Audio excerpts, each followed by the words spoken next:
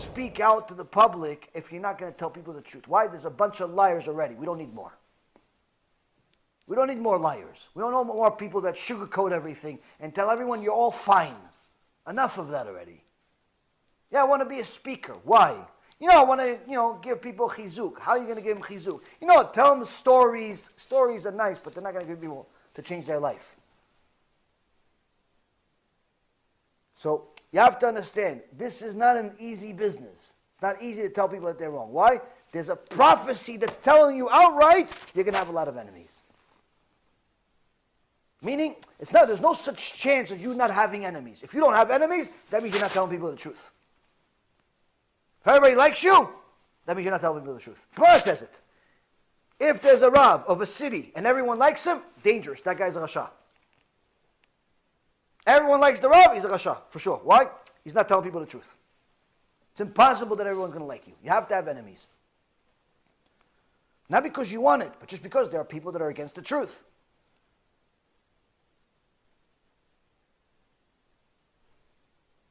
Youth will blanch the faces of the elders. Elders will stand in the presence of minors.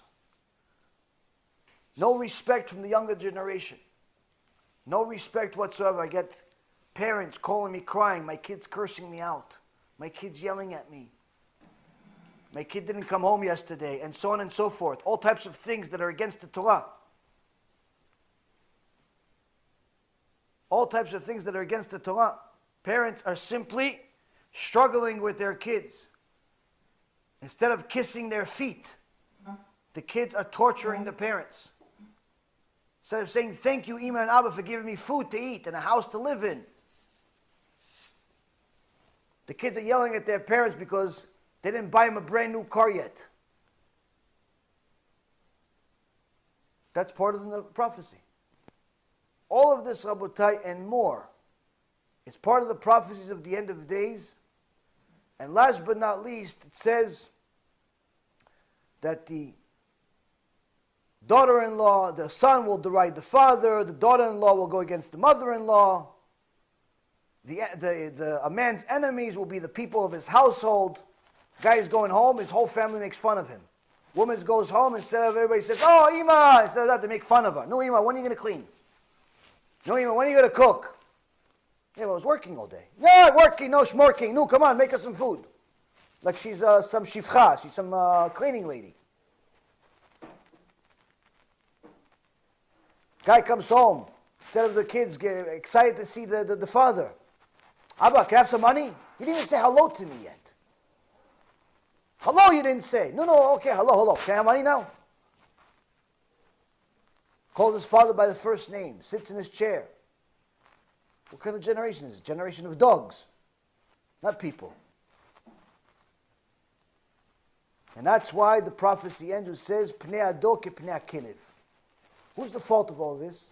It says the generation will be face of the generation will be face of a dog. Interestingly, Rav Wasserman gives a chidush on this particular part. He says, why does it say face of the generation is the face of a dog? He says, because usually the master is the one that leads the dog. He tells the dog where to go. But the dog likes to walk in front of him. Even though the master runs the show, the dog likes to walk in front of him. But every so often he looks at the master, he says, where do I go? I go here, I go there.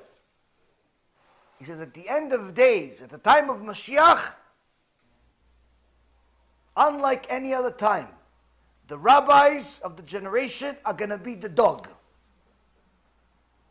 And the ignorant public is going to be the person. Where the rabbis, instead of being the person that's leading the dog to the right place, the rabbi is going to be the dog. Where he's going to constantly ask, can I say this? Can I talk about Shabbat? Oh, no. Okay. Can I talk about Nidah? No. Can I talk about Kashrut? No. Can I talk about Pgam Brit? No. What can I talk about? Shlom Bayit. Oh, but we did Shlom Bayit already 6 years and all. Yeah, make it a series. Shlom Bayit. What do you want to talk about? I don't know, when a husband loves a woman. When a woman loves a husband. Yeah, we talked about it for 6 years straight. Okay, so talk about Sinat Chinam. Sinat Chinam.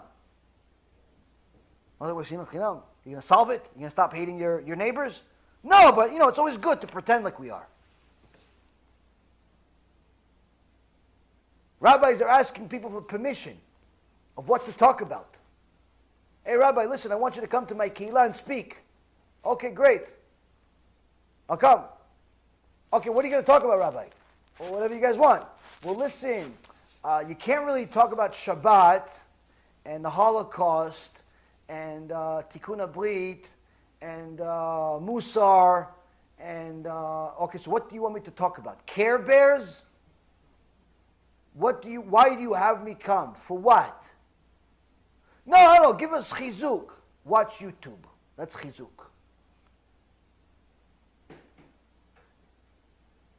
People want to tell the rabbis what to say. The rabbis have become so scared they've turned into dogs. That's what Rav Wasserman says. He says it in his letter. Supposed to be the leader, not the follower. But that's what's happening. Now, interestingly enough, Rabotai, so far he hasn't mentioned a single thing about tshuva. Why? He wants to get the audience to first acknowledge that all of these horrible things are happening. The world is turning upside down. All of this was written in the Torah. Once you realize that everything was written in the Torah, the whole thing that's upside down, it's happening, was written in the Torah, now we could talk of why. Now we could talk about why.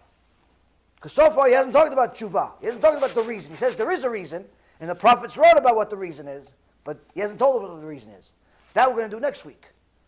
But so far he wants people to recognize the emet. Recognize that everything that's happening in the world is written in the Torah. What happened before, what's happening now, which therefore tells us that what's happening next is also in the Torah.